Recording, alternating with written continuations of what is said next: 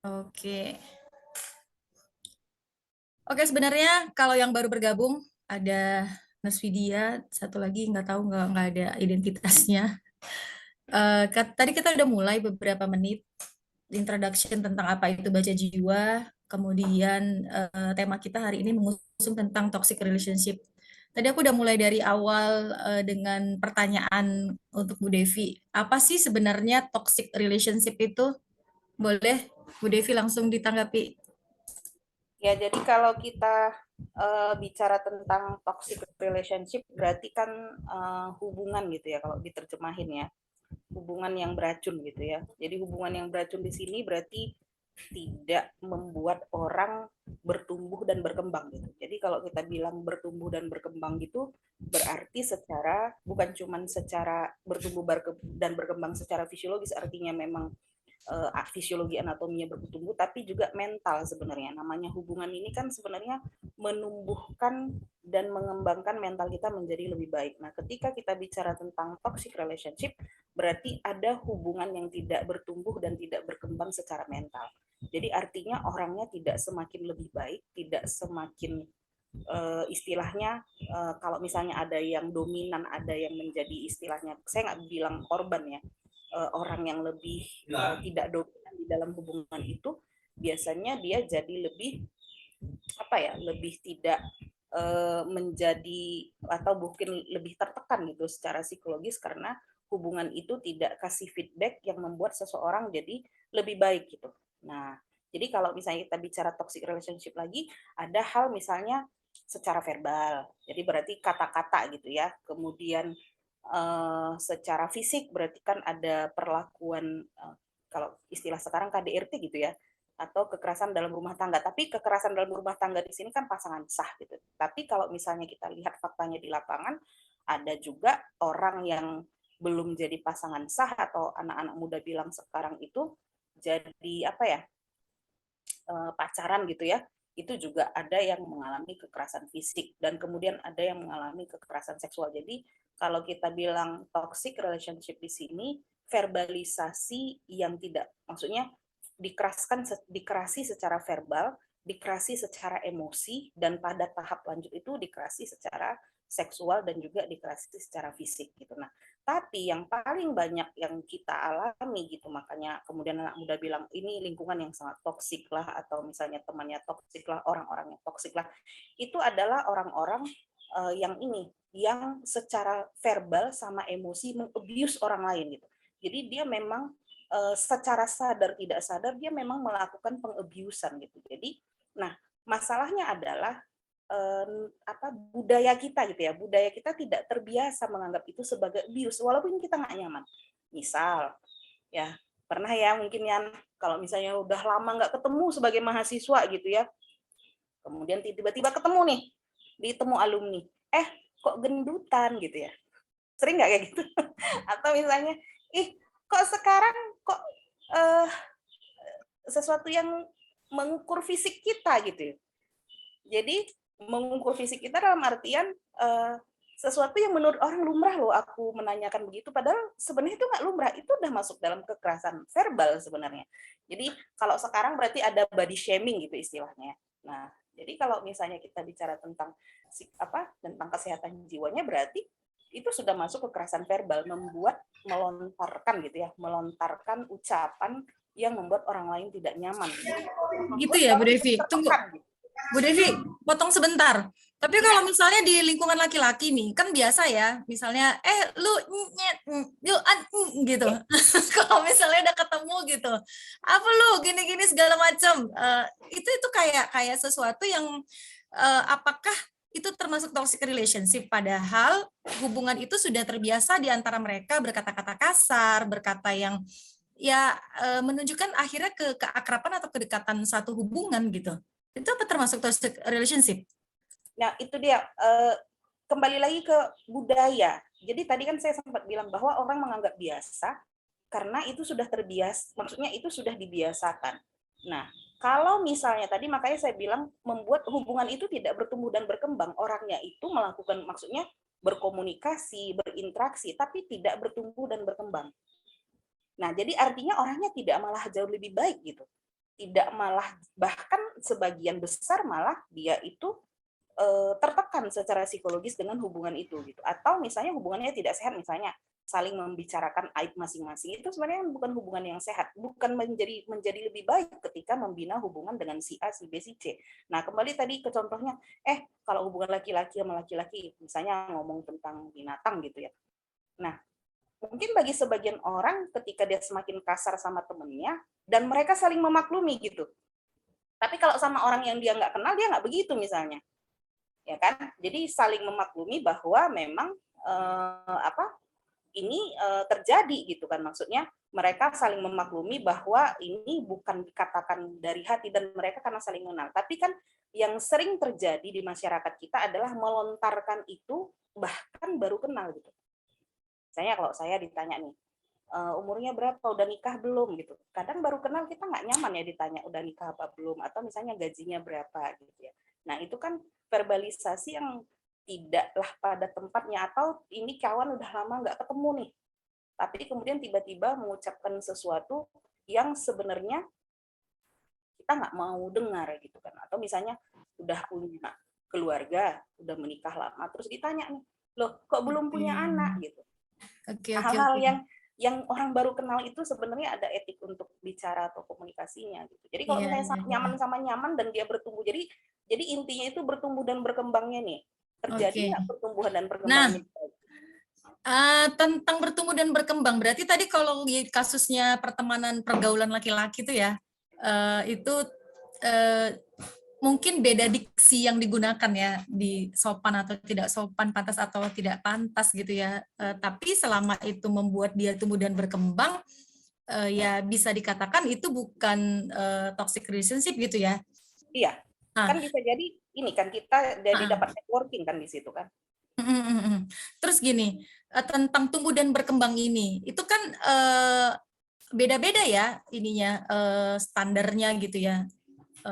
Jadi kalau ya nggak apa-apa sih, aku ngerasa kayak udah biasa, atau ada orang yang terbiasa, atau apa ya, cara mengungkap istilah yang tepat untuk mengungkapkannya, terbiasa disakiti akhirnya merasa itu biasa gitu. Nah, Iya. ini masuk ke pertanyaan berikutnya ini, kenapa bisa orang terjebak dengan situasi seperti itu, jadi terjebak dalam hubungan yang toksik ini gitu? Nah, jadi apa, ada memang, tadi saya nggak berani bilang mental korban, mental pelaku gitu ya. Jadi karena kan kalau di dalam istilah kesehatan jiwa sekarang kan kalau bisa kita nggak usah pakai kata korban, tapi survivor kan gitu ya. Survivor, kemudian karena kata korban ini kan indikasinya seperti seseorang yang tidak berdaya gitu. Nah, sementara dia misalnya sudah keluar dari hubungan yang toksik itu. Nah, kok bisa ada orang seakan-akan seperti menikmati gitu ya. Seakan-akan seperti menikmati hubungan yang mungkin bagi sebagian orang, kok mau kau disuruh-suruh sama dia, misalnya mahasiswa gitu. Kok mau kau dijadiin babu sama dia gitu ya, atau kok mau kau ini dimarah-marahin sama dia, kau udah ngerjain tugasnya misalnya, atau kau sudah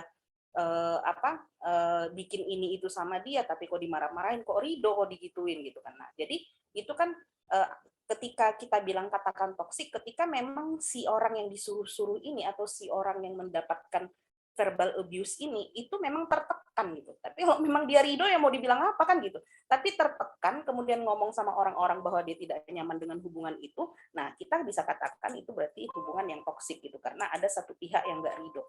Nah kok bisa gitu kan? Kita kembali lagi ke profil. Profil orang yang bisa terjebak di hubungan seperti ini biasanya tidak semua ya, tidak semua, karena ada ternyata orang yang dia berhasil keluar dari hubungan itu karena dukungan keluarga, dukungan teman gitu ya, karena memang keluarganya mampu melihat gitu bahwa hubungan antara si A dan si B ini sudah tidak sehat gitu, apalagi ketika hubungan pacaran atau hubungan pasangan yang sah, dalam hal ini hubungan suami istri gitu. Nah, jadi kenapa kok bisa? Biasanya si pelaku gitu ya, yang sadar tidak sadar gitu ya, melakukan kekerasan ini, mau kekerasan fisik kah, kekerasan verbal, emosi, ataupun kekerasan seksual, biasanya dia adalah orang yang dulunya adalah korban. Gitu. Makanya jadi kayak siklus setan gitu. Misalnya kita dididik sama orang yang abuse, kemungkinan besar kita juga jadi abusive gitu. Nah itu yang pertama. Kemudian siklusnya kan memang seperti siklus setan yang kita nggak bisa, apa ya, mungkin orang dari luar itu nggak bisa paham, tapi dia memang belajar dari situ. Jadi ada beberapa teori, memang ada teori belajar gitu. Jadi artinya si pelaku ini dulunya mempelajari bahwa itulah kelumrahan ketika menyatakan pernyataan cinta sama seseorang. Bahwa menyatakan cinta itu atau menyatakan sayang itu seperti itu, karena itulah yang dia pelajari. Nah gitu. Kemudian akhirnya kemudian, maaf ya ada suara-suara terdistraksi. Kemudian pembelajaran itu dianggapnya sebagai cara bagaimana membina hubungan atau mendisiplinkan pasangan. Misal dia terbiasa dipukul gitu ya. Kemudian ketika dia terbiasa dipukul, kemudian dia mempelajari itu sebagai cara untuk mendisiplinkan. Karena ketika dia dipukul, dia jadi diam. Dia jadi diam, dia udah nggak mau lagi nangis gitu ya. Nah, ketika punya pasangan, dia berusaha untuk mendisiplinkan. Karena kalau misalnya aku pukul, aku dulu dipukul, aku diam. Berarti kalau misalnya istriku kupukul atau suamiku kupukul, maka dia akan diam. Nah, jadi siklus itu berulang terus. Nah, kenapa orang bisa terjebak gitu ya? Karena ada namanya fase bulan madu.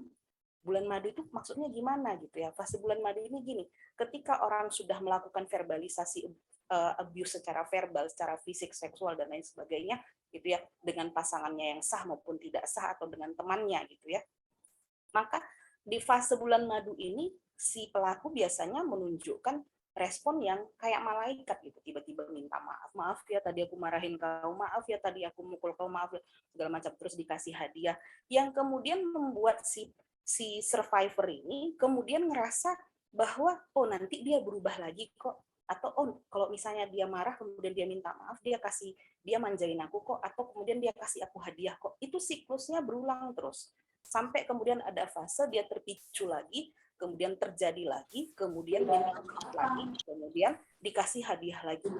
Nah, jadi Itulah kenapa tadi akan begitu terus dan tidak bisa keluar dari situ gitu ya si survivor ini ya. kecuali dia punya support system yang bagus, contohnya keluarganya yang memang mampu mengenali.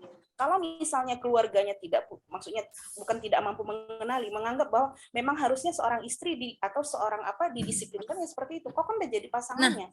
Gitu.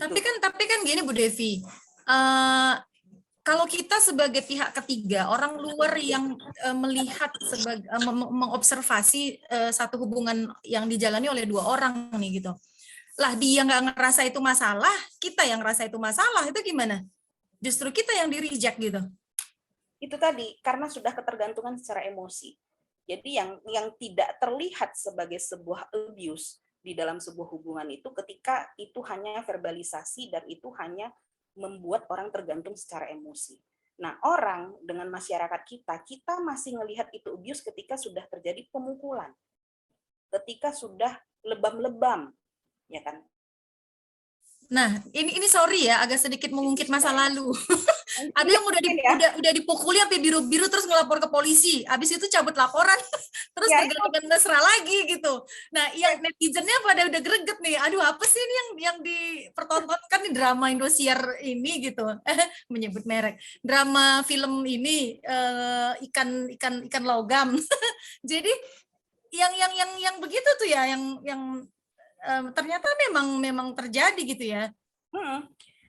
Dan kalau misalnya kita netizen salah juga, bukan salah ya, aku nggak berani bilang salah karena netizen mungkin berpikir kau udah digebukin, padahal dia karena sudah masuk ke dalam siklus tadi, suaminya sudah minta maaf gitu ya, pasangannya sudah minta maaf, sudah kasih bunga, sudah kasih coklat, mungkin kasih surat tanah atau lah kita ya, atau misalnya udah kasih beli apartemen segala macam, oh si pasangan ini berubah 180 derajat gitu dari dia sebelumnya, dan itu dinikmati oleh si survivor. Kenapa dinikmati? Karena nanti juga dia akan berubah karena ternyata ada sisi baiknya. Jadi kalau misalnya nggak ada orang yang terus-terusan mensupport si survivor ini bahwa itu salah, bahwa kamu terus-terusan akan diperlakukan seperti itu, bahwa dia tidak akan berubah gitu ya. Dan si survivornya dan si support system ini harus kuat, nggak enek gitu. Alah kok nanti masuk rumah sakit nanti diminta maaf lagi, balik lagi, dan itu akan terus-terusan terjadi. Nah, jadi memang harus butuh support system yang terus-terusan kuat untuk mengingatkan, dan yang survivor ini juga harus punya kesadaran diri yang tinggi juga bahwa perlakuan itu memang bukan perlakuan yang boleh dilakukan. kenapa terkesan diterima gitu ya? Itu tadi budaya tadi bahwa biasa kok misalnya ya, misalnya itu kan kemarin itu yang kasus yang Opi bilang itu kan kita tahulah siapa ya. Terus keluarga suaminya kan bilang kan biasa sih seorang suami mendisiplinkan istrinya kan gitu. Ada pemahaman itu biasa. Gitu. Nah, jadi karena ketika masyarakat menganggap itu adalah hal yang biasa, kemudian kebiasaan ini dibawa gitu sebagai sebuah nilai yang nggak apa-apa kalau diaplikasikan ke pasangan atau nggak apa-apa ngebully orang. Kan itu bentuk kepedulian. Beda loh bentuk peduli sama bentuk nyakitin gitu. Kalau kita peduli sama, misalnya gini, kita kalau peduli sama orang kan kita nggak pengen nyakitin sebenarnya. Nah, tapi keseringan kan kita nggak sadar kalau verbal kita udah nyakitin orang lain. Kenapa? Karena kita terbiasa diperlakukan seperti itu. Kita terbiasa menerima omongan seperti itu. Makanya kemudian kok susah kayaknya memahamkan si korban, si survivor ini bahwa dia sedang terjebak di hubungan yang membuat dia mungkin tertekan secara psikologis. Karena itu tadi, ada siklus di mana akan ada fase nanti minta maafnya itu ketika si pelaku minta maaf, itu memang kayak bukan dia, kayak malaikat gitu lah. Sehingga dia merasa, si survivor merasa, oh nanti akan berubah. Padahal kalau misalnya kita mau menikah ya, harusnya kita tidak berharap si laki-laki berubah, kecuali memang sebelum menikah dia udah baik. Nah, kita udah paham kan? pertanyaan berikutnya muncul nih. Arini, jangan nyengir-nyengir aja ya ditanya Bu Devi-nya. Kayaknya hari ini punya teman kali yang pernah mengalami masalah yang seperti saya katakan. Mungkin bukan punya teman kali ya Bu, mungkin pengalaman kali. Tapi kan itu tadi mau nyambung di ini Bu Devi nih. Kan katanya karena tapi rasa sayang bisa nggak Bu Devi ya? Jadinya akhirnya feel ya yang akhirnya merubah, ya sudah dimaafkan, ya sudah mungkin ya karena perasaan tadi kali ya Bu, makanya dia jauh lebih menerima, menganggap itu kekurangan sebenarnya. Makanya di kasus-kasus sebelumnya mungkin ya ada yang nggak sampai sudah lapor pun, ya kembali lagi karena apa? Karena ada sayang, ada cinta, apalah istilahnya seperti itu Bu Dep. Tunggu. Apalagi ada anak gitu ya. Oh iya benar. Misalnya kalau yang sudah menikah gitu. Ada hal yang dia pikir merupakan koneksi dengan orang yang dia jalin hubungan ini, dan dia artinya gini, sering dia tidak boleh memikirkan diri dia sendiri gitu. Benar. Gimana Bu Dep? Kira-kira? Ya itu, karena tadi kan udah cerita tentang siklusnya gitu kan, siklusnya bahwa si perempuan masih berharap itu si laki-laki berubah gitu. Kemudian ada stigmatisasi. Stigmatisasi apa? Kalau aku bercerai nanti gimana?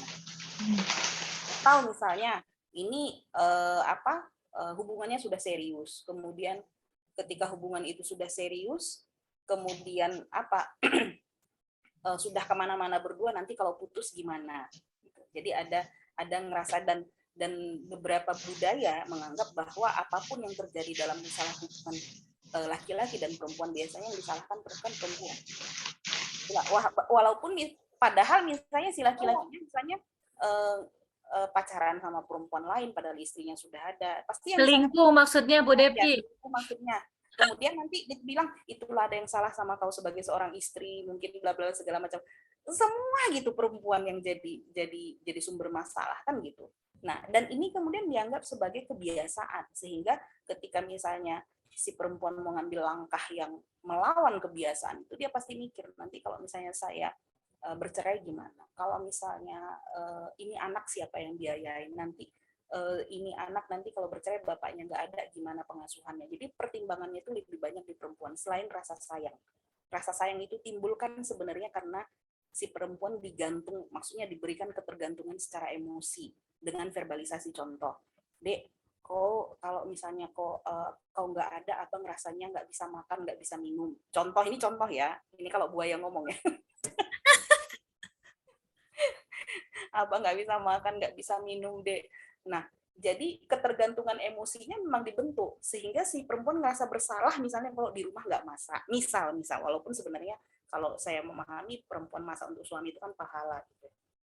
Tapi ujung-ujungnya kan membuat dia untuk berbuat itu bukan karena Allah lagi gitu, tapi karena misalnya dibikin perasaan bersalah terus-terusan gitu. Bahwa kalau misalnya dia keluar rumah maka kau ninggalin aku kayak manalah bla bla segala macam. Jadi dibikin bahwa ketika dia berbuat apapun maka yang salah tetap si perempuan atau si survivor itu. Jadi kalau kita bicara tentang KDRT kan nggak semuanya perempuan ya yang jadi korban, kan ada juga laki-laki, walaupun misalnya yang laki-laki juga sedikit gitu jumlahnya, tapi tidak tertutup kemungkinan laki-laki juga ada. Kalau yang terbaru kan yang Johnny Depp ya sama istrinya ya, yang mendapatkan perlakuan sampai dia trauma nggak, dan memang kelihatan sih kalau yang jadi korban itu sebenarnya Johnny Depp-nya dari cara dia bicara di pengadilan dan cara dia berespon. Nah jadi memang rasa sayang bisa mengalahkan logika gitu ya. Nah, itu makanya kuat-kuat si support sistemnya untuk mengalahkan rasa sayang untuk berlogika sama si survivor ini. Bahwa itu nggak betul gitu. Baik Bu Devi, kayaknya tadi ada saya nangkep nih satu poin. Perempuan itu yang ketergantungan berarti. Berarti si pihak pasangan gitu, terutama laki-laki, dia memang membuat si wanita itu tergantung dengan dia. Akhirnya dia terus-terusan ya dibalik rasa sayang. Tapi Ya, kayaknya ketergantungan ini jadi poin utama nih sama wanita-wanita. Makanya kayaknya wanita ini perlu mandiri kali ya. Jadi dia mandiri kali juga nggak boleh. oh, nggak boleh juga. Jadi gimana Bu Devi kira-kira? Maksudnya ini kan kalau ketergantungan berarti ada poin bahwa si wanita ini pasti dia butuh gitu kan. I need Nah, you gitu, istilah kayak lagu Smash dulu. Benar, jangan-jangan benar nih lagunya dulu itu yang ketahuan umur berapa ya? oh iya, ketahuan. Jadi dia bakalan bilang I need you gitu. Saya butuh kamu. Jadi sehingga ya itu tadi sama kayak kata Bu Opi bahwa ada anak yang membutuhkan si bapaknya, sedangkan secara pribadi pun kita membutuhkan si pasangan itu, terutama laki-laki seperti itu, Bu Dep.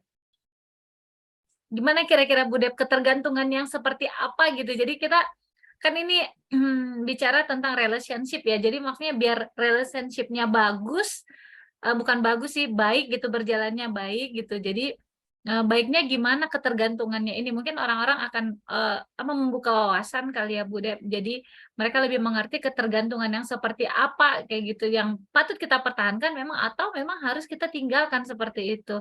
Baik itu sebelum menikah, istilahnya seperti itu. Maksudnya mengenal orang lain sebelumnya, sampai pun kita menikah nantinya. Memutuskan untuk menikah. Mungkin karena kita belum menikah kali ya Bu ya. Jadi beda dengan Bu Opi gitu ya, nggak ada pilihan lagi. Benar nggak Bu Opi ya? Nggak ada pilihan. Kok kayaknya Karena menderita kali kayaknya gitu. sudah pilihan yang terbaik seperti itu. Pasti ada Nggak, prosesnya ya Bu Opi ya? Ada prosesnya nggak nggak sih? bisa tukar tambah gitu kan. Tukar tambah sama panci gitu. Ya, kalau kita bilang tentang ketergantungan apa, ini kan karena gini ya. Ketika istilah ketergantungan itu diartikan negatif. Sebenarnya sah saja ketika hubungan yang sah itu, pasangan yang sah itu meminta tolong sama pasangannya gitu, diantar jemput segala macam. Jadi indikator ketergantungan yang nggak bagus itu gimana? Yang pertama, ketika kita sebelum menikah, kita punya support system yang baik secara positif gitu ya, apakah keluarga, apakah teman dekat. Nah, ketika kita menikah itu dijauhkan dari kita. Karena memang pelaku punya mental untuk menjauhkan si survivor ini dari orang-orang terdekatnya. Misalnya awalnya bisa teleponan sama ibunya, kemudian dia dilarang untuk teleponan, atau misalnya sekali seminggu ketemu sama keluarga intinya, kemudian dilarang dengan, ya itu tadi dengan tadi membuat perasaan bersalah kalau misalnya dia meninggalkan rumah. Walaupun yang saya pahami sah-sah aja seorang suami itu atau seorang suami untuk melarang istrinya keluar rumah gitu ya kan, itu sah-sah saja sebenarnya ya kan, kalau yang saya pahami.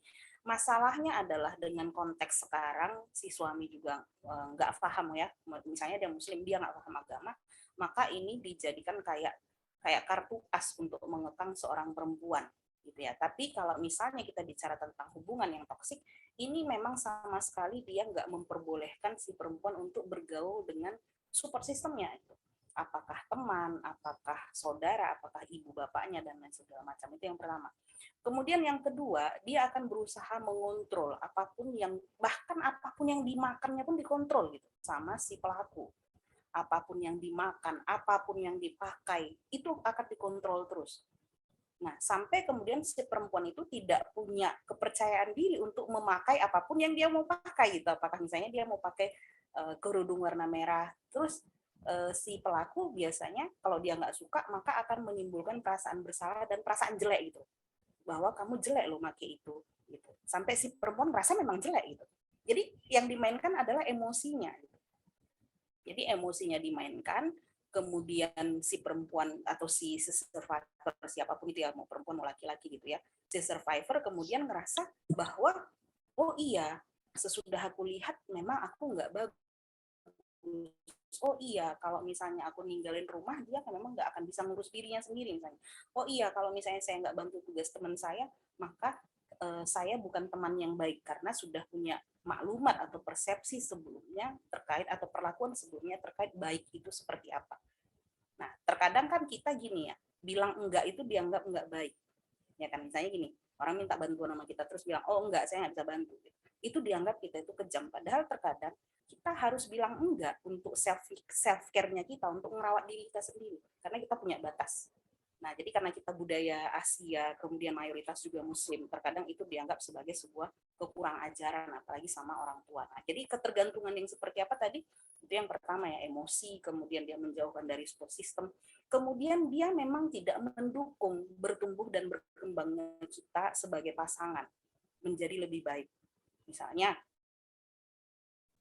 ini kan kita Rini belum nikah gitu kan, aku juga belum gitu ya. Nah, jadi misalnya kita sudah bikin baca jiwa, tapi begitu menikah, ngapain punya baca jiwa bla bla segala macam, untuk apa bla bla segala macam, negatif terus gitu verbalisasinya. Sampai kemudian memang mempengaruhi kita ketika kita tidak cukup kuat untuk counter gitu ide dari dia itu gitu. Jadi kalau misalnya kita nggak cukup kuat untuk counter, ya kita akan ikut apa yang menjadi pendapat dia.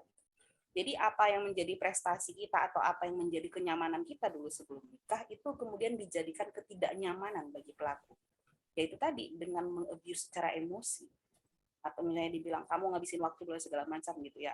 Ketika memang dianggapnya itu mata sesuatu kemudian itu dinolkan gitu ya. Nah, kemudian kita kemudian secara tidak sadar mengimitasi atau mengcopy apapun yang menjadi kebiasaan dia. Jadi kalau misalnya dia itu selalu negative thinking, selalu berucap negatif, maka kita secara sadar dan tidak sadar kita kemudian mengcopy sebagaimana apa yang dia lakukan dan apa yang menjadi pemikiran dia. Karena memang pelaku itu paling pinter untuk istilahnya kaderisasi atau mentoring orang yang seperti dia gitu. Orang yang seperti dia. Jadi memang butuh benar-benar kesadaran tingkat tinggi bagi seorang survivor untuk menyadari itu salah gitu. Salah, kemudian ada konfirmasi dari support sistemnya. Iya, itu salah. Kalau kamu mau meninggalkan, ayo kami bersiap untuk menampung atau ayo kami siap untuk merehabilitasikan. Dan jarang sekali ya aku perhatikan ya, orang yang sudah selamat gitu ya atau keluar dari hubungan yang toksik ini itu direhab sama keluarga. Padahal mentalnya itu luar biasa loh, dia harus benar-benar direhabilitasi loh, karena dia mengalami kayak neraka dunia gitu. Mungkin nggak dipukulin, tapi tiap hari di negatifin gimana coba? Ih, kok jelek kali kok hari ini? Ih, ngapain kok kayak gitu? Ih, bla bla segala macam. Coba tiap hari begitu. Jadi dia butuh. Jadi akhirnya ketika orang berusaha untuk berperilaku positif dan ngomong positif, pasti terkejut. Apalagi kalau misalnya bertahun-tahun mendapatkan omongan negatif, pasti akan terkejut karena tidak terbiasa lagi untuk mendapatkan perlakuan yang positif gitu. Nah, itulah mungkin bentuk-bentuk ketergantungan seperti apa contohnya. Bu Devi, ya. Udah terjawab, Rin? Terjawab, Bu Devi. Tadi kan pertanyaan kedua, apakah mungkin kenapa orang keluar tetap berada di siklus toxic relationship ini? Tadi sudah terjawab gitu, karena ada siklusnya. Ada saat dimana begitu rasanya kok banyak harus sayang untuk dilepaskan segala macam gitu. Nanti nggak menemukan yang lain seperti dia gitu. Tapi kemudian terjadi lagi kan lagu Peter Pan. Tadi apa lagunya Smash? Ini I need you. Lagunya itu pertama kali ya. Itu berapa tahun yang lalu itu? Ya tahun susah lah Bu Dep. Jadi maksudnya aku mau lanjut. dan terjadi lagi gitu kan dalam satu hubungan itu. Sebenarnya bisa nggak sih ini si pelakunya ini disembuhkan dalam tanda Ya kutip, benar. atau si korbannya ini juga yang tadi bukan korban ya, survivor tadi disadarkan tadi ya oleh support sistemnya apa yang seharusnya dilakukan dalam satu hubungan, tidak boleh begini, yang apa akhirnya dia keluar dan perlu ada rehabilitasi mental dan segala macamnya. Sekarang si pelakunya ini bisa nggak sih sebenarnya disembuhkan dalam Di tanda kutip, treatment kali ya? Di di treatment treatment, atau direhabilitasi juga? atau Ya. ditinggalkan saja, biarkan dia, atau tunggu matinya aja. Astagfirullahaladzim. Itu gimana itu? Iya, benar, benar, benar. Benar, Bu Dep. Gimana, Bu Si Dep? pelakunya ini. Kalau misalnya dia mau dia mau direhab atau gimana gitu ya. Tapi Bu Devi sering si pelakunya kan nggak sadar ya dia melakukan Memang itu. iya, karena kebiasaan bahwa dia mendapatkan perlakuan yang sama juga mungkin dari edukasi dari orang tua. Dan atau kadang memang Bu Dep mungkin ya mereka anggap ya udah biasa gitu loh, maksudnya ya secara emosional dia ya lagi emosi gitu kan, sekadar kan maaf aku lagi emosi gitu, terus ya udah baik-baik lagi, sayang-sayangan lagi, tapi berulang lagi, jadi kayaknya continue terus yang begitu-begitu, jadi perlu diapain gitu Bu Dep kayaknya yang si si nggak si pelaku nggak sih itu. kalau kita bilang tentang perlu rehab nggak, kalau si pelaku ini kalau misalnya perlu rehab atau ditinggalkan, kalau ditinggalkan saya nggak berani bilang ya, karena itu tadi, karena mental si survivor yang sudah bertahun-tahun atau sudah terlalu lama untuk dibikin merasa bersalah, dibikin negatif terus. Nah, kalau untuk pelaku perlu nggak rehab? Ya perlu. Masalahnya dia ngerasa sakit apa enggak, itu pertanyaannya. Kan kita cuma bisa nolong orang yang ngerasa dia butuh ditolong. Makanya tadi kan di pernyataanku sebelumnya bahwasanya si survivor ini harusnya direhab gitu, karena dia sudah bertahun-tahun. Ketika seorang survivor memilih untuk keluar dari hubungan yang beracun ini, sebenarnya kita kasih applause, karena nggak mudah loh meninggalkan hubungan yang membuat dia tidak bertumbuh dan tidak berkembang, bahkan mungkin tertekan secara psikologis.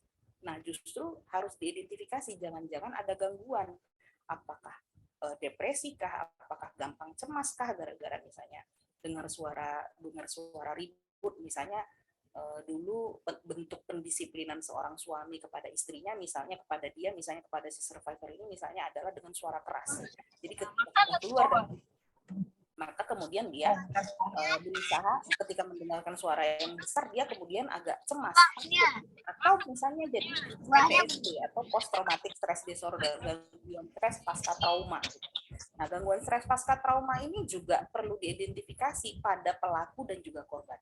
Nah, jadi kalau kita bilang tentang gangguan stres pasca trauma, misalnya dia si survivor misalnya ingat gitu ya, ingat tentang ciri-ciri si pasangannya itu yang membuat dia ketakutan, bahkan itu menjadi ciri yang akan dia temuin pada beberapa orang yang akan membuat dia sama ketakutan juga, padahal itu belum tentu pasangannya.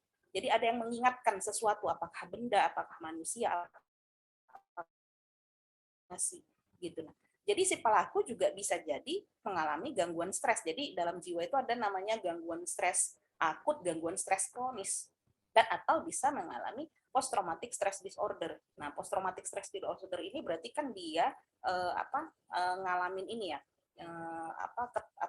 gangguan stres pasca trauma karena misalnya dia menjadi yang menyaksikan ibunya dipulin, atau kemudian dia menjadi saksi bahwa ibunya juga di-abuse secara emosi dan secara verbal. Makanya dia juga harus direhab. Tapi pertanyaannya adalah, apakah mereka merasa dia butuh direhab atau enggak, itulah. Apakah merasa butuh untuk disembuhkan apa enggak? Kebanyakan orang, kalau misalnya kita sebut psikolog, psikiater, atau perawat jiwa, udah mikir, aku udah gila. Padahal belum tentu.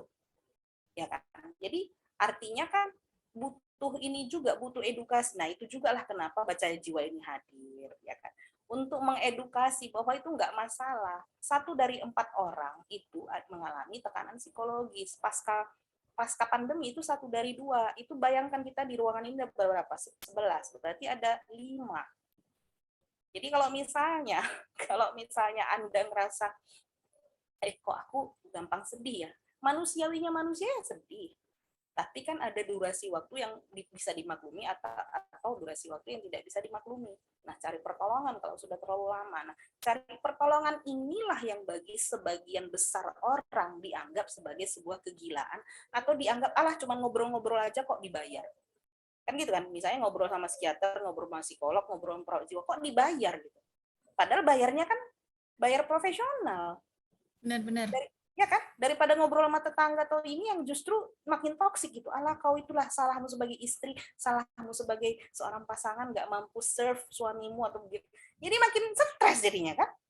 Nah, sementara kalau dia mendapatkan pertolongan profesional, bisa jadi walaupun misalnya untuk pertolongan pertama, untuk pertemuan pertama mungkin belum istilahnya belum lempang, tapi minimal dia dapat omongan yang tidak semakin menambah beracun gitu perasaan dia gitu sih kira-kira. Jadi sebenarnya fokus kita itu lebih ke survivornya ya. Iya, lebih ke Kalau survival. untuk ke pelaku nanti treatmentnya udah berbeda, apakah dia di penjara ataukah dia karena sudah ini ya, kan ada berita yang kemarin ya, seorang suami membakar istrinya gitu ya. Aduh. Atau kemudian seorang suami yang atau seorang ibu yang membunuh anaknya, kan ada yang kemarin itu ya. Iya, Nah, iya, jadi kalau iya. ibu membunuh anak, kita juga perlu tahu itu gimana hubungan dia sama. Karena kalau misalnya ibu bunuh anak, apalagi anak itu masih balita, bisa jadi ada postpartum depression, depresi pasca melahirkan gitu. Nah, kenapa kok bisa terjadi? Ya selain faktor hormonal, juga faktor support system lagi.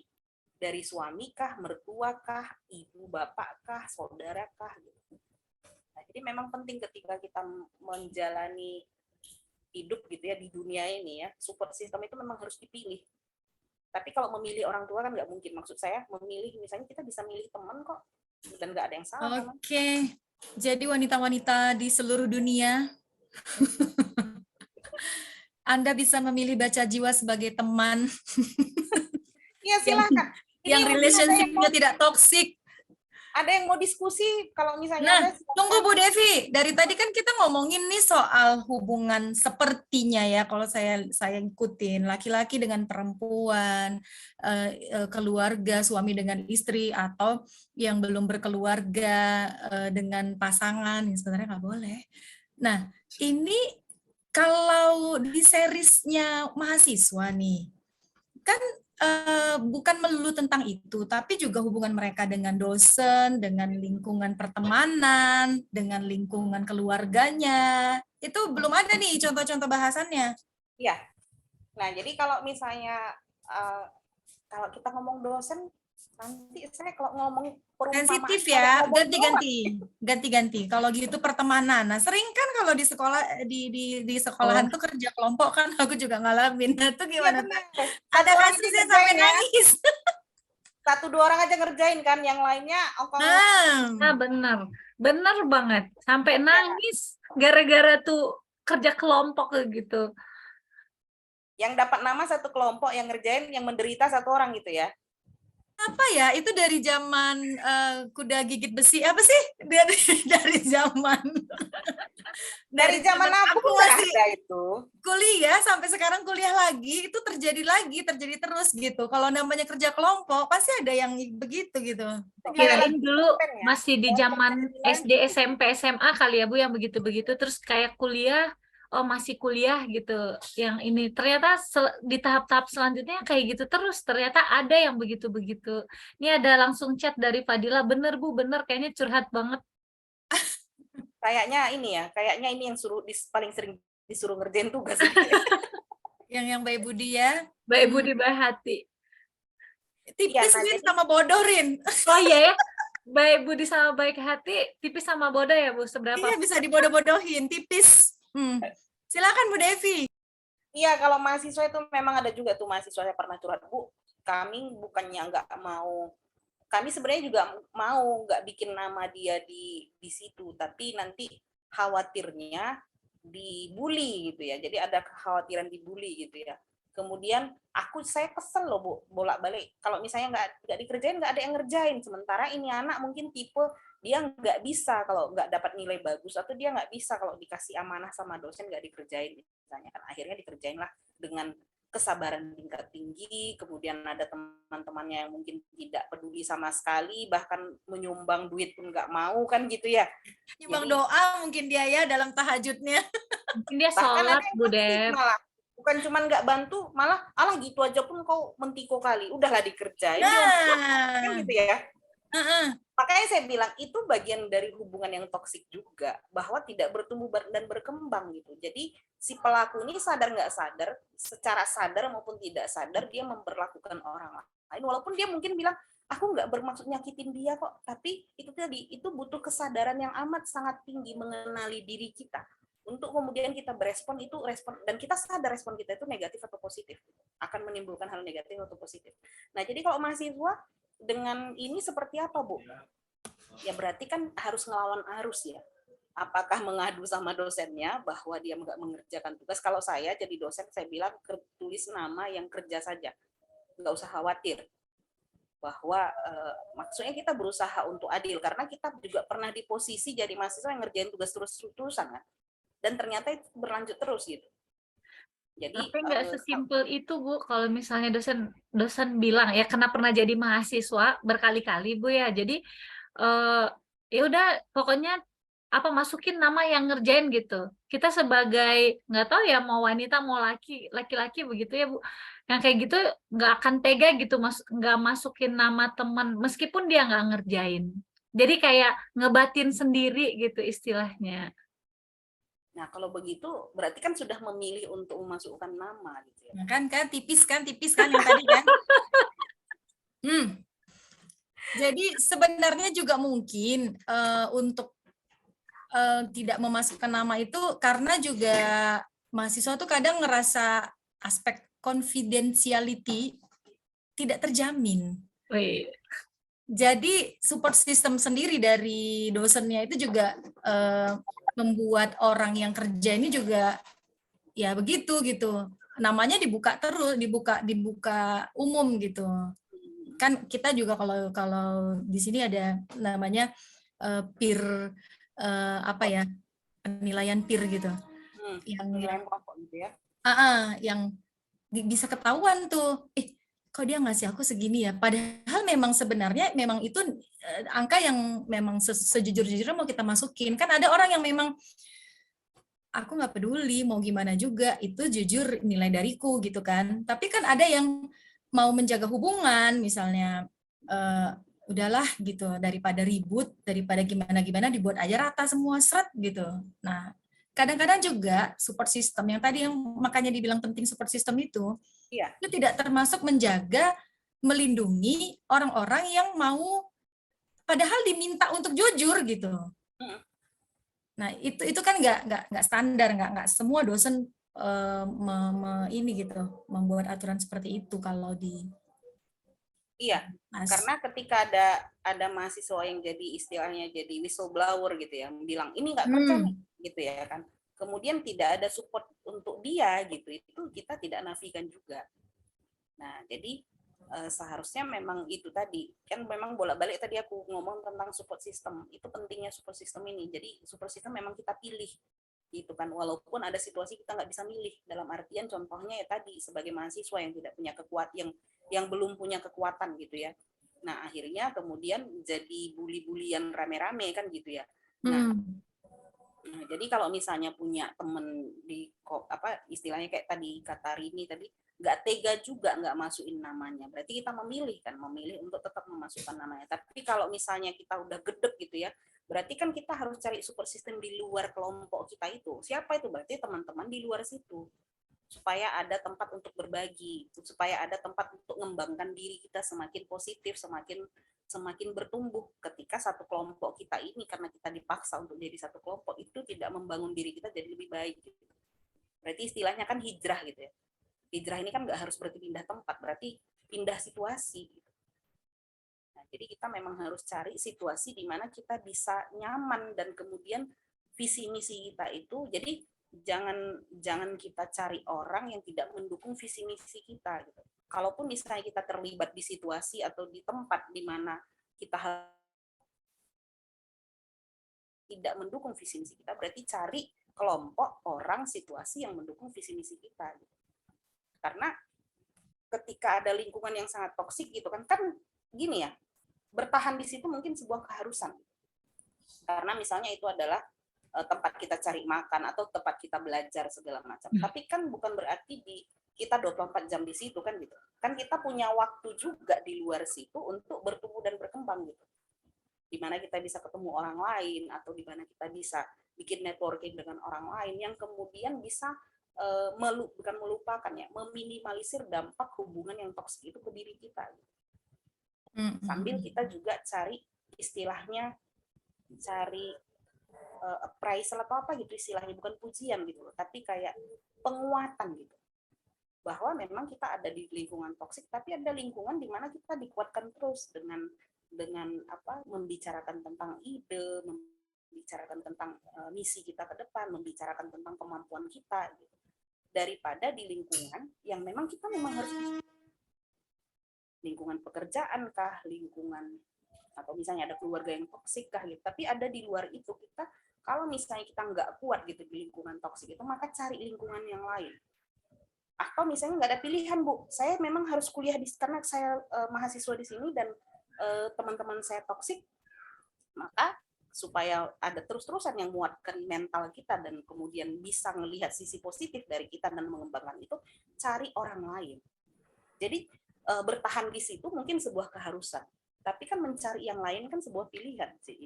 Iya, benar. Jadi Rin, walaupun kita sudah tidak bertumbuh secara fisik, Rin,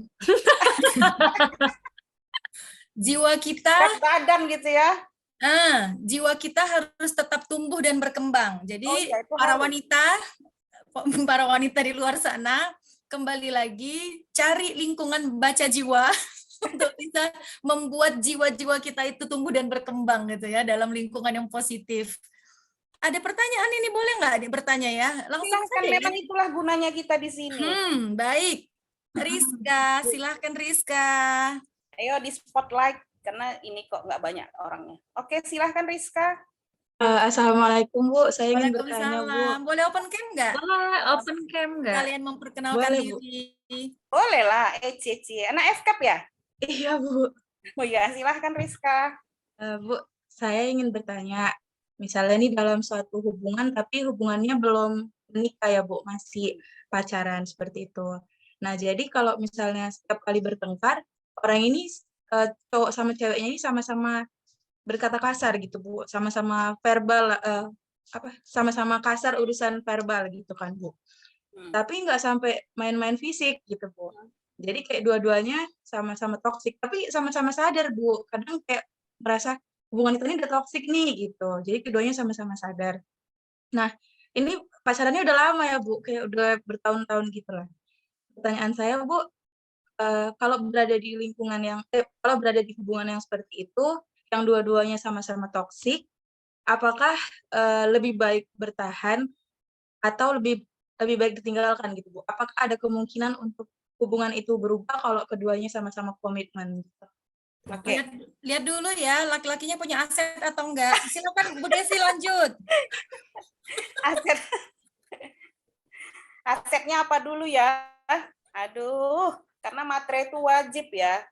Bukan wajib ya, itu maksudnya itu masuk akal gitu ya. Oke lah Rizka, jadi kalau ini sama-sama punya bukan sifat lah ya, ketika terjadi masalah berarti ada verbal abuse, sama-sama melontarkan dan mereka sama-sama sadar gitu ya. Itu bagusnya dilanjutkan apa enggak. Terus kalau misalnya berkomitmen bisa enggak? Sekarang gini aja, ketika misalnya ketika terlontar omongan kasar gitu ya dari si pasangan ini gitu ya. Nah, kemungkinan besar kan nanti menikah juga akan mendengarkan itu kan gitu ya.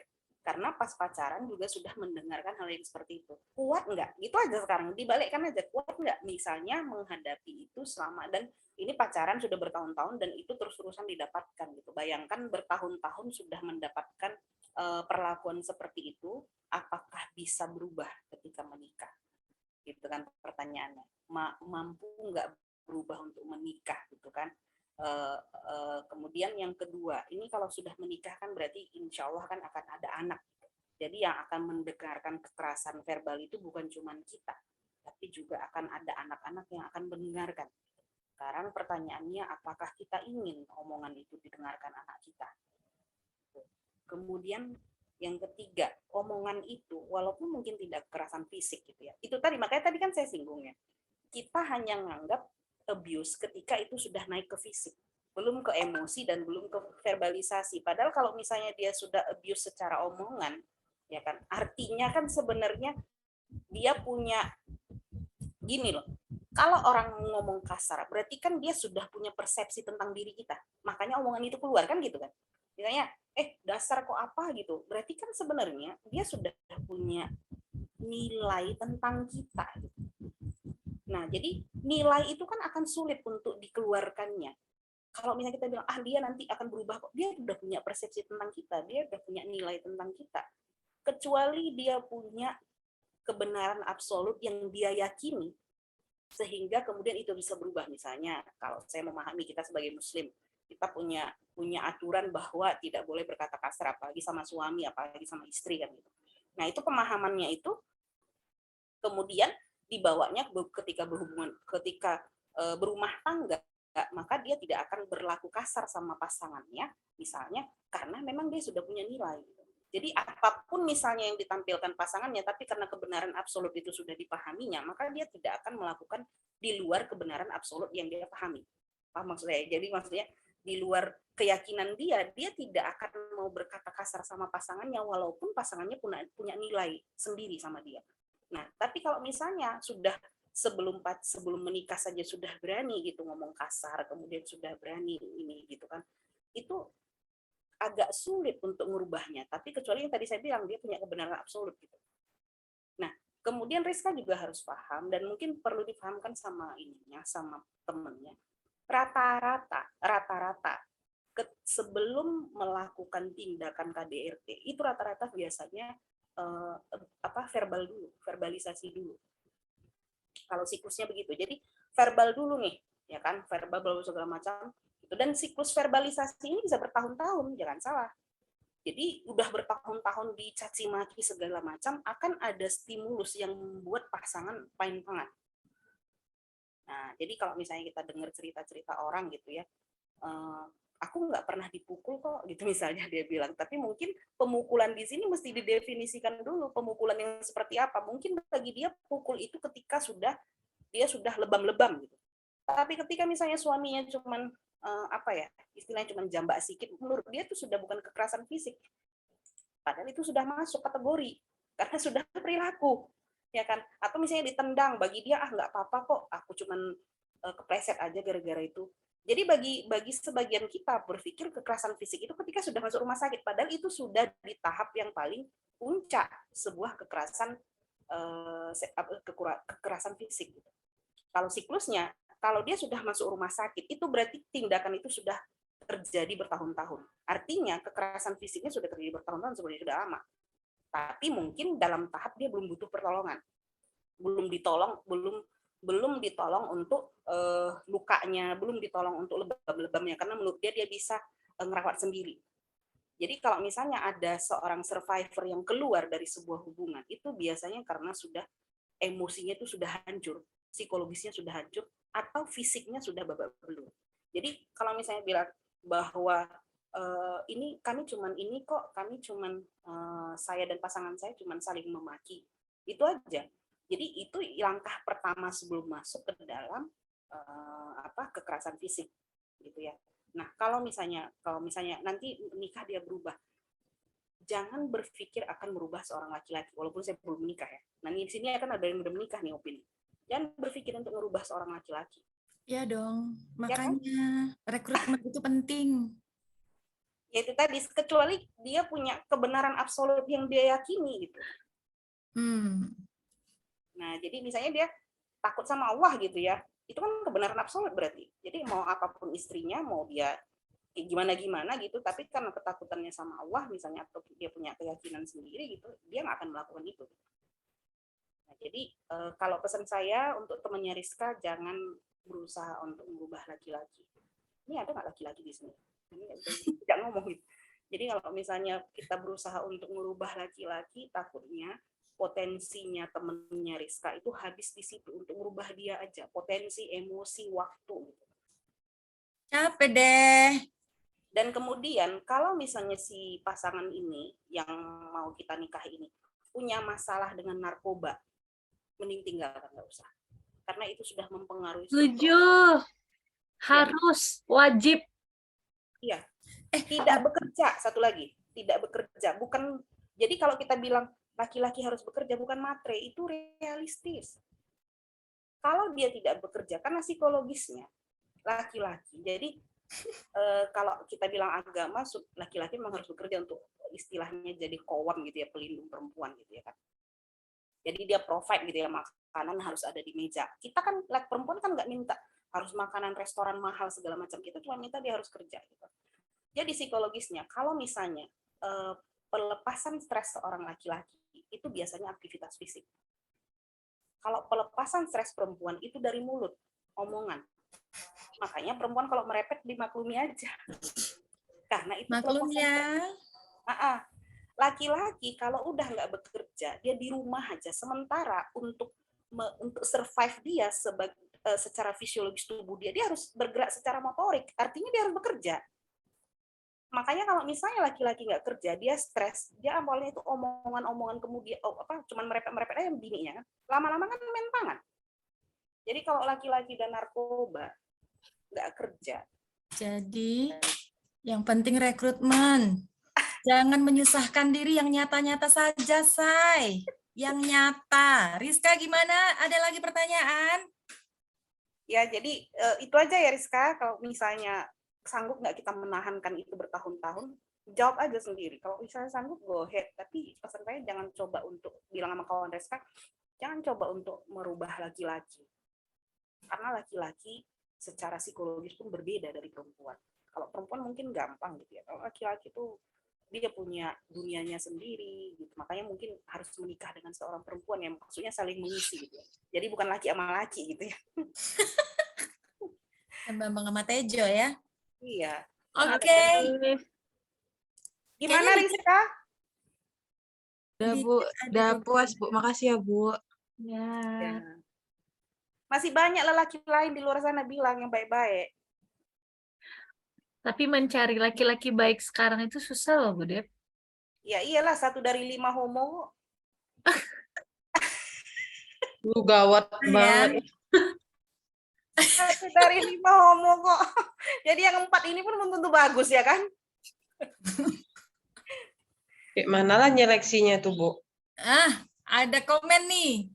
Kayak mana nyeleksi yang homo apa enggak? Ya tawarkan abang kita, kalau dia ada berbinar mata dia, oh berarti homo ini gitu. Jadi satu juga ya, tanda fisiologis yang nggak akan bohong. Kalau orang udah suka sama kita biasanya pupil matanya membesar, artinya dia itu lebih hitam gitu pupil mata. Jadi tes aja, bawakan laki-laki yang lebih yang agak menarik sedikit. Hitam semua matanya. Hitam semua mata ya, udahlah homo ini dah. Ini kita undang satu nih, karena berkomentar Nurse Widya. Kayaknya Mungkin ada pengalaman. Kalau ada rekrutmen nih kayaknya agak nyambung ya Nurse Widya ya. Iya, karena pernah gagal merekrut ya. Mungkin butuh bantuan rekrut. Awalnya butuh bantuan sebenarnya. Sudah membutuhkan bantuan rekrutmen. Ya memang itu ya, perempuan mungkin karena ngerasa udah aku udah cinta gitu, udah aku sudah sayang gitu ya, padahal kan ini hubungan mau dibina puluhan tahun, jadi suami gitu ya, jadi suami, jadi maksudnya ketika sudah jadi suami kan itu istilahnya udah akan bertahun-tahun gitu, coba bertahun-tahun dikerasi secara verbal dan secara emosi, coba nyaman nggak kita itu? Sementara dosen aja minta kita di depan kelas, coba lah apa yang terjadi. Tapi Bu ada pengalaman sih ya Bu, maksudnya bertahun-tahun juga dia kadang dia nggak punya alasan untuk ninggalin gitu. Pernah. Jadi dia memang ada alasan bahwa kayaknya ya nggak punya alasan gitu. Maksudnya dia meninggalkan seseorang itu dia nggak punya alasan gitu. Jadi dia bertahan aja terus meskipun nggak punya komitmen, nggak punya masa depan, bukan nggak punya masa depan, nggak punya komitmen, tapi dia berusaha bertahan kayaknya maksudnya untuk meninggalkan dia nggak punya alasan gitu loh Bu. Walaupun sudah Harus Toksik juga nggak itu kira-kira? Maksudnya untuk meninggalkan pun dia nggak punya alasan. Padahal beberapa sikap, perilaku, attitude-nya itu minus, minus, minus. Tapi kan sama sih Bu kayak gini. Ada 10 karakter yang kita inginkan gitu menjadi pasangan. Tapi yang terpenuhi itu 3. Masih bisa kita menerima seperti itu. Jadi memang termasuk hubungan yang toksik nggak sih Bu yang begitu-begitu? Mentoleransi. Ya mentoleransi. Iya, iya. Makanya tadi aku bilang, lihat dulu asetnya ada nggak. Banyak. Jadi kan kita punya standar tuh. Ini kok jadi kesana pembahasan nanti Bu Devi kayaknya perlu juga nih kita buat satu ini. ya harus makanya ada lembar aktif lain. checklist kayaknya Bu. Ada Nah. lembar checklist itu. Masukkan ke kriteria inklusi dan buat kriteria eksklusi. Iya perlu itu Bu. memang harus, maksudnya mungkin di Zoom ini yang paling tua saya ya, aku lah paling tua. Astagfirullahaladzim. Maksudnya kita belum menikah sampai sekarang bukan berarti nggak ada yang mau kan gitu. Jadi maksudnya kan kita punya itu tadi kriteria inklusinya apa dulu di atas aset-aset itu kan gitu ya, yang tidak mendukung visi misi kita. Karena itu tadi kalau aku sih secara pribadi aku tidak akan merubah orang gitu. Karena aku nggak berharap dia akan berubah. Kecuali dia memang sebelum menikah sudah baik gitu. Sudah memenuhi kriteria inklusi kita dan sudah memenuhi visi misi. Ini harus kita bahas selanjutnya sepertinya. Karena bahkan orang juga nggak punya visi misi. Gimana dia mau tahu apa kriteria inklusi dan eksklusi dia untuk melakukan rekrutmen gitu. Iya, betul. Kadang-kadang berharap kalau kita baik, orang bakal baik. Gitu sih, Bu. Nah, tidak. Belum rupanya tentu tidak. Belum tentu beda. Begitulah Marimar, Bu, makanya. Makanya kan di Baca Jiwa nanti ada series woman. Habis series mahasiswa kita ada series woman. Nanti part terkait dengan wanita single, kemudian wanita ibu rumah tangga, pasti banyak juga kan wanita ibu rumah tangga yang dibilang nanti wanita double boleh ikut ya. Anaknya kok kurus gitu kan. Anaknya kok hitam, mama bapaknya putih. Emang kok pikir cuman perpaduan DNA bapak mama? Ya rasanya emang ngomong gitu ya kan. Walaupun aku belum punya anak, cuman aku bisa ngerasain kok kayaknya ya itu tadi omongan-omongan yang dianggap orang lumrah gitu. Nah, makanya Baca Jiwa ini hadir untuk membilangkan sama edukasi masyarakat ini enggak lumrah gitu. Karena Medan kali yang membilangkan tertekan orang kan. Jujur aja lah yang belum menikah misalnya kapan nikah. Karena saya mau kita jawab. Apalagi ini udah mau dekat lebaran ya. Iya, kayaknya boleh nggak lebaran keringat dingin skip gitu. Udahlah sewa acara ngumpul-ngumpul keluarga gitu. Jangan pilih-pilih katanya. Gitu pilih salah. Ya, memutuskan menikah sama seorang laki-laki ketika seorang perempuan memutuskan menikahnya dengan seorang laki-laki itu kan udah milih. Apa sih milih emang? Kita nggak mau calon suami kita itu narkobaan. Kita maunya dia bekerja walaupun dia harus bekerja gitu. Walaupun dia tidak harus PNS. Tapi kadang kalau memang kita harus bilang jangan kayaknya belum gitu. Tapi ya makanya jangan pilih-pilih. Ininya dia harus diturunin dulu. Ini standarnya harus diturunin dulu. Kayaknya ini udah cukup kok. Yang penting dia bertanggung jawab, dia jujur, dia rajin sholat gitu lah, rajin bersedekah, sayang keluarganya kayak gitu. Aja. Yang mau nikah saya apa Anda? Yang mau hidup sama dia itu saya bukan. Iya. Makanya kan sebenarnya tapi itu orang-orang toksik juga nggak sih Bu? Termasuk nggak itu orang-orang toksik juga, dan itu mereka keluarga kita loh Bu, itu keluarga loh, karena yang paling sering itu keluarga. Justru kalau orang-orang yang tapi bukan keluarga inti peduli. Kan? Bukan keluarga inti, bukan keluarga inti oh kan? Enggak, bukan keluarga inti, tapi Mbak ya keluarga. Karena memang orang yang nggak ngerti apa-apa, justru itu yang banyak komen. Iya, yang nggak paham hidup kita, yang nggak tahu jatuh bangunnya kita itu yang biasanya yang banyak. Jatuh banget. Ya kayak lagu dangdut itu. Maksudnya gini, misalnya gini, kayak aku pernah dikomentarin, enak ya jadi dosen, tapi dia kan nggak pernah tahu apa yang sudah kita korbankan, apa yang sudah kita jalani sampai di posisi sekarang gitu. Atau misalnya enak ya dapat beasiswa ke Australia, dia tahu nggak jalan yang sudah saya tempuh sampai bisa segitu. Kalau misalnya dibalik nih, mau nggak hidup kayak aku, tapi dengan konsekuensi prosesnya yang sudah pernah saya jalani, aku yakin mereka nggak akan mau. Nah, jadi Tapi- orang Jadi Lanjut, Bu. orang yang komen itu biasanya kan nggak tahu proses hidup kita. Makanya keluarga inti kita, misalnya kayak aku ya, keluarga inti abang, kakak, sampai sekarang aku belum nikah. Itu nggak ada komen apapun, suka hati lah. Udah tahu, karena mereka udah tahu kita gimana kan. Yang komen itu kan biasanya kayak sepupu. Ya kan? Ponaanku bahkan nggak komen sama sekali, karena mereka tahu udah tantenya ini ada gila-gilanya mungkin pikirnya kan. Udah suka hati tan, suka hati bulah gitu ya.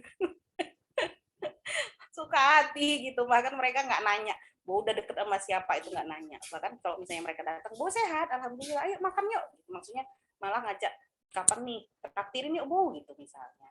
Jadi nggak ada membahas tentang hubungan sama orang lain, walaupun misalnya sedang berproses, mereka nggak ada.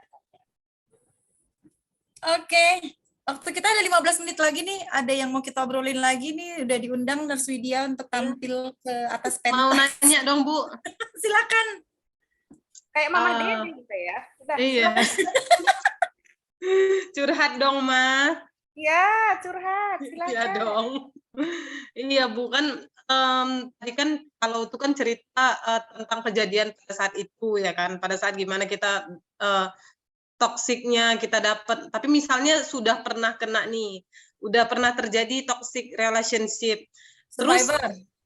sebagai survivor misalnya, terus gimana cara supaya ketika kan namanya momen kehidupan pasti berulang ya, mungkin kita ada yang kemana gitu, terus kita pernah dengar suara orang lain yang membentak tapi bukan ke kita, terus pasti itu terreview gitu. Itu Iya. cara menghilangkannya gimana? Gitu kira-kira, Bu? Sebenarnya harusnya pergi ke psikolog ya, karena itu perlu dan Rehab. Iya, direhab. Dan ketika kita mencari pertolongan itu, yang pertama harus diingat, jangan berpikir itu akan hilang sama sekali. Karena kita punya memori yang tersimpan di otak, itu akan tertanam terus. Cuman bagaimana caranya ketika itu terstimulasi, kita bisa mengendalikan diri. Untuk bisa mengendalikan diri ini kan harus ada yang konfirmasi. Kan kita nggak bisa lihat diri kita kan. Lagi marah itu kan kita nggak bisa. Orang yang, kok lagi marah loh, kok lagi sedih loh. Itu kan orang.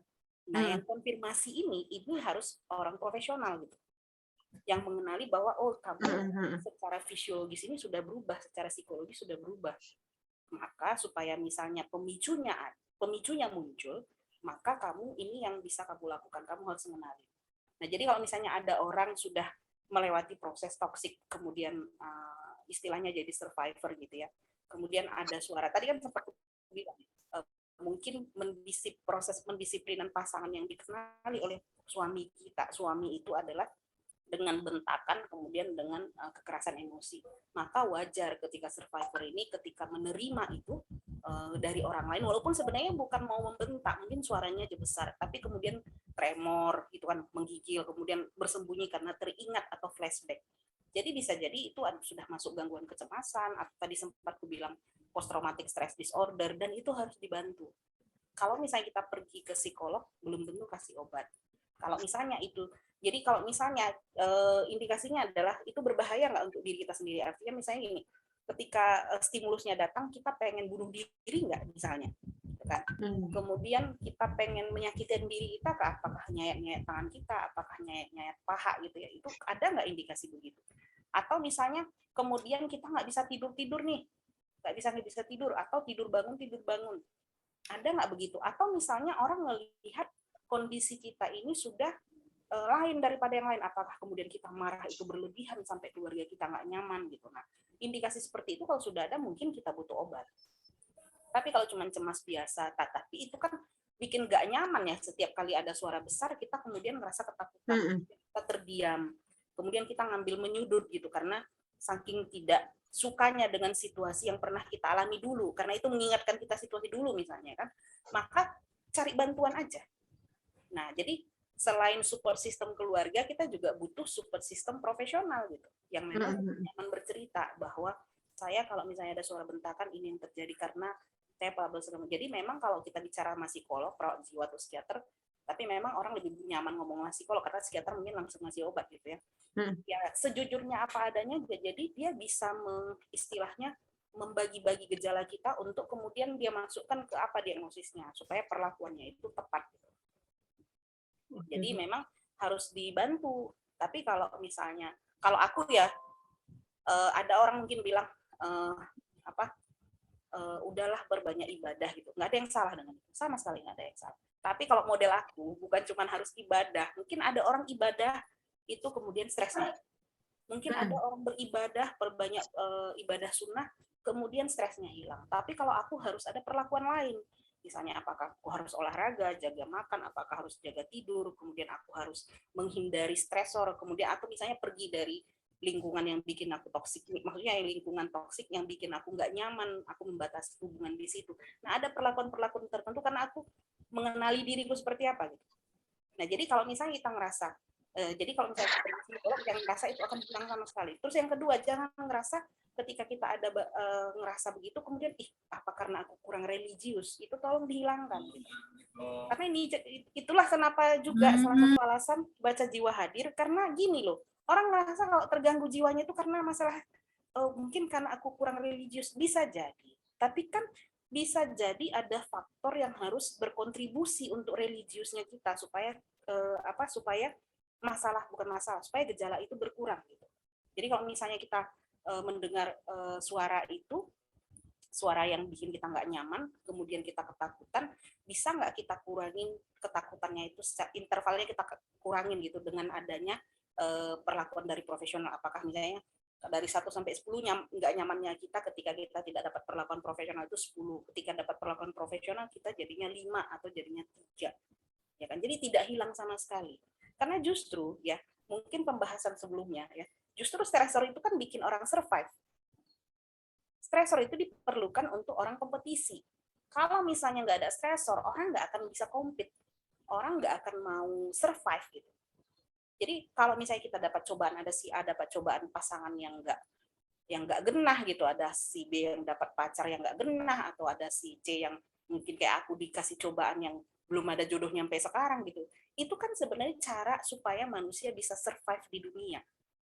Jadi kalau misalnya kayak aku, gimana cara nyikapin omongan-omongan yang kapan nikah, itu kayaknya udah 2.530 kali gitu ya. Nggak terhitung nih banyaknya gitu kan. Nah, itu kan stresor.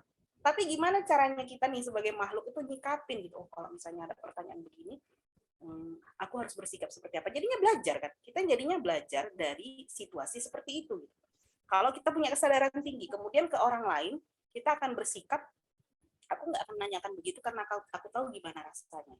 Nah, jadi kalau misalnya, jadi artinya kan kita ketika misalnya dikasih cobaan gitu ya, mungkin ada yang berbeda-beda gitu cobaannya. Itu sebenarnya kalau misalnya aku melihat, itulah caranya survive-nya manusia.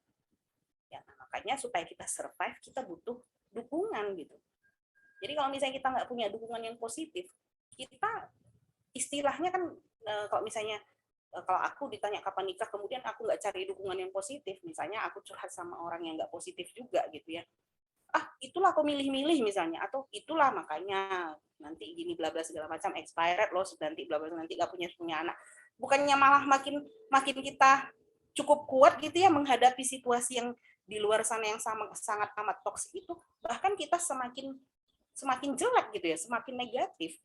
Nah, jadi memang butuh penguatan. Jadi ada penguatan spiritual, atau kita butuh advance mungkin ya, kita butuh pertolongan dari profesional gitu misalnya.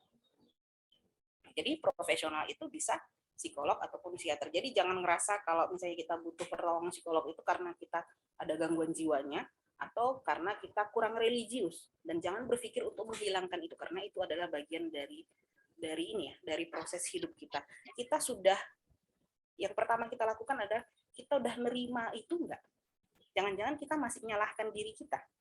Ya kan, jangan-jangan kita masih berpikir, oh ini salahku, nggak mampu mempertahankan hubunganku. ini salahku karena aku tidak melihat masa lalu dia dengan baik, ini salahku. Jadi akhirnya terbawa terus bahwa itu kesalahan kita. Tapi yang pertama kita harus mikir, sebenarnya kita sudah terima nggak itu bagian dari masa lalu kita? Kan semua orang punya masa lalu ya. Aku punya masa lalu, Opi punya masa lalu, semua punya masa lalu di sini. Tapi masa lalu yang nggak nyaman itu sudah kita terima nggak jadi bagian hidup kita? Jangan-jangan kita belum terima bahwa itu kemudian membuat kita jadi penakut, bahwa itu kemudian membuat kita gampang cemas. Kita bisa terima nggak? Untuk kemudian kita cari penguatan. Iya, aku gampang takut. Tapi walaupun aku gampang takut, aku punya prestasi di sini loh. Nah, untuk yang seperti itu, kita butuh penguatan. Kita butuh support system. Begitu kira-kira. Begitu kira-kira. Love yourself. Ya, self-love. Self-love. Tapi Bu, kalau memang ada yang ngomong seperti yang tadi, kita harus berbuat apa ke orang yang memperlakukan kita? Jambakkan bibirnya. Silakan Bu Devi. Tanpa akhirnya membuat hubungan kita dengan dia putus gitu. Mungkin kan ada kadang teman terlalu akrab akhirnya menyakiti. Ya, berarti sebenarnya pura-pura akrab mungkin. Justru gitu, karena saya pengalaman pribadi ada, akhirnya saya lihat kayaknya memang harus dijauhi. Awal-awalnya saya rasa mungkin bercanda, akhirnya memang lebih bagus tidak didekati gitu. Berhasil nggak? Memang akhirnya menjauh gitu Bu, karena candaannya udah nggak ini lagi, udah bisa dikatakan bukan candaan, dia mencaci gitu, Memang udah niat menghina gitu ya. kita gitu. Memang Tapi niat diketawain iya. Jadi Allah ini, kan cuma bercanda gitu. jadi ini mau ditanya gimana caranya supaya nggak jauh gitu. Iya, maksudnya kan Hadapi. itu kan sebenarnya spontanitas kalau ada orang ngomong gitu. Misalnya kayak tadi Ibu bilang, kok nggak nikah-nikah, kok begini, koknya itu kita harus jawab apa gitu Bu? Oke, thank you, ya kan. Jadi kebanyakan komen ya. Kalau kata Opi tadi jambak kan muncungnya itu gitu. Iya. Jangan batang lehernya itu kan sebenarnya respon. Iya, kepengennya kan gitu, cuman kan Respon nanti dalam hati. Nah, jadi aku kalau dulu itu pernah, jadi karena punya pengalaman kerja sama orang bule gitu, kemudian kuliah di tempat yang budayanya beda sama kita, punya kebiasaan jadinya, dan itu kemudian ternyata ada keilmiahannya. Ada namanya iMessage, pesan saya. Jadi aku mengajarkan juga itu juga di komunikasi, mata kuliah komunikasi. Jadi iMessage sama YouMessage. Jadi kalau iMessage itu terkenal lebih tidak mengintimidasi orang ketika kita mengungkapkan perasaan. Contoh, mahasiswa datang nih terlambat, dosennya udah gedeg nih, ngapain dia terlambat, kayak dia ini aja gitu, kayak sinetron yang bisa ngomong dalam hati itu gitu ya kan. Nah, kalau yang YouMessage itu contohnya, YouMessage itu gini, itulah kamu itu terlambat aja kerja kamu ya, emang ngapain sih kerja kamu di rumah, kamu nyuci, kamu masak, saya yang nyuci nggak masak nggak gitu kok. Itu yang YouMessage, kesannya mengintimidasi dan membuat orang terpicu untuk marah. Nah, kalau iMessage itu bagian dari assertive training pelatihan asertif, bagaimana cara mengkomunikasikan secara asertif. Kalau yang iMessage, kita bawakan komunikasi itu ke kita. Misalnya, saya kecewa karena kamu terlambat, gitu kan. Karena saya berharap ketika saya sudah masuk untuk mengajar kuliah ini, saya tidak menerima lagi mahasiswa-mahasiswa yang terlambat untuk masuk kuliah saya. Saya berusaha untuk masuk on time karena saya berharap mahasiswa akan mencontoh perilaku saya sehingga apa yang saya lakukan itu berdampak. Itu contoh. Jadi itu contoh iMessage Ya sama. ampun. Pesannya sama nggak? Lihat nggak sih ada sayap-sayap malaikat di belakang saat tapi harus latihan. Itu diucapkan berarti Bu. Itu diucapkan oleh harus disampaikan gitu harus ya. Disampaikan dan belajar untuk ngomong ke orang itu. benar-benar. Kalau misalnya nggak berani konfrontasi, kalau aku sekarang udah di tahap aku udah berani konfrontasi bertahun-tahun ini. Tapi dulu itu nggak berani sama sekali karena mikirin nanti dia sakit hati. Lah, kita sakit hati orang nggak ada yang mikirin kan gitu. Nah, jadi coba untuk mempelajari bagaimana nyampein orang tahu kita sakit hati dengan omongan itu. Berarti di kita ya, bukan kitanya. koreksinya mereka sehingga mereka bisa defense gitu kan. Iya. Kalau YouMessage tadi kan. Jadi treatmentnya sebenarnya di kita. Makanya kan weekend self love itu ya kitanya sebenarnya kita perhatiin diri kita untuk kemudian kita bisa bereaksi sama orang. Benar. Terus kita menyampaikannya harus dengan tenang gitu ya, Bu? Iya, enggak, jangan sama sekali ini, makanya perlu dengan ini. sadar. Sadar. Berarti harus minum obat penenang kalau gitu, jangan. karena dengan tenang. Karena itu udah emosi duluan biasa. Iya, tapi sebelum berucap, aku juga ada triknya juga. Sebelum berucap sama orang, coba ditahan nafasnya. Bukan ditahan lama gitu ya, maksudnya tahan Dari nafas berdiri, duduk. Iya. Duduk nggak bisa, selonjor. Tidur. Selonjor nggak bisa, tuh buntang gitu. Minum air putih dulu. Jadi tahan nafas sebentar, maksudnya kayak terapi relaksasi ya, tarik nafas. Tapi kalau misalnya orangnya cukup aware, dia tahu kita udah nggak nyaman ketika kita sudah menunjukkan bahasa tubuh yang begitu. Tapi kadang ada orang yang cukup dablek gitu ya, nggak ngerti dia, ya kan? Kecuali kita sudah bereaksi secara verbal. Dibilang aja baik-baik. Sebenarnya saya ngerasa kurang nyaman ketika itu, kita sebutkan namanya kah atau gimana, menyampaikan pertanyaan seperti itu, karena saya ngerasa lebih buruk dengan pertanyaan itu, seakan-akan saya tuh kayak nggak punya nilai di mata kalian misalnya. Jadi kita itu membahasakan diri kita. Jadi kalau intinya iMessage itu kita cuma bicarakan diri kita tidak ada sama sekali bicara tentang dia. Kalau misalnya kita bicara tentang dia kan berarti iMessage, kamu tuh bikin saya marah loh dengan pertanyaan seperti itu. Kamu pikir emang nyaman belum? Jadi kita jadinya kayak mengkonfrontasi bahwa ini kesalahan dia. Nah, kalau iMessage kita ungkapkan benar-benar perasaan kita. Jadi benar-benar perasaan kita untuk kemudian kita bilang saya tidak nyaman. Jadi kalau misalnya pertanyaan seperti ini hadir lagi, mungkin saya tidak akan bergabung lagi dengan percakapan seperti ini. Sempat kita bilang gini kan, aku sedih kamu gituin, emang gue pikirin. Dia bilang gitu gimana itu? Memang ya, benar harus dijambakkan. Benar-benar pijakkan batang lehernya jadinya. Jadi kok memicu keluarga gitu. Ya kalau misalnya yang begitu berarti kita tinggal yang sadar kan, yang harus meninggalkan itu gitu kan. Yang waras ngalah. Iya, yang waras ngalah. Akhirnya yang gila menang, Bu. Kalau yang waras ngalah.